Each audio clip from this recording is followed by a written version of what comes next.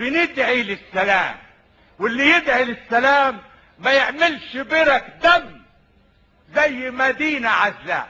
صوروا بقى زحلة دي زي اي مدينة عندنا في الدلتا، طنطا او حاجة، ويجي حافظ الاسد بالجيش السوري ومعدات اللي معمولة لقتال الجيوش يهجم على زحلة العزلاء اللي زي طنطا ويقطع المي ويقطع الاكل، في نساء، في اطفال، في عيانين، في شيوخ، الميه اتقطع، الاكل اتقطع، الدواء اتقطع. بالظبط عمليه بلطجي عنده قوه، بلطجي شايل معاه قوه، واللي قدامه ما معاهمش قوه يقوم يخش. ادي الحكام العرب اللي بيعارضوا كامب ديفيد.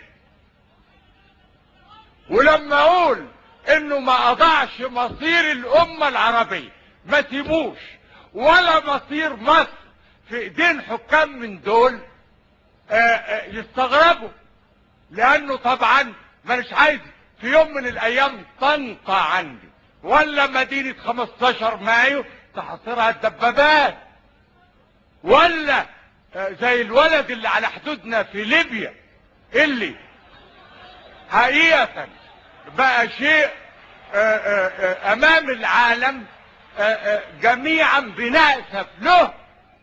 لا اضع لا مصير مصر ولا مصير الامة العربية في ايدي هؤلاء الاطفال والمراهقين من امثالهم ابدا.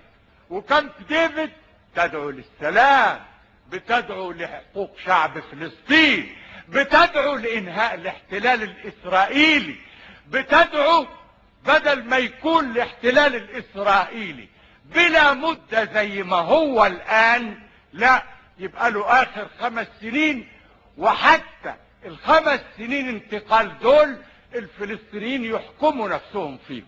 اهي دي كامب ديفيد. كامب ديفيد لا تدعو الى مجازر دماء ولا الى حصار زحلة ولا الى ضرب الفلسطينيين في تل الزعتر ولا الى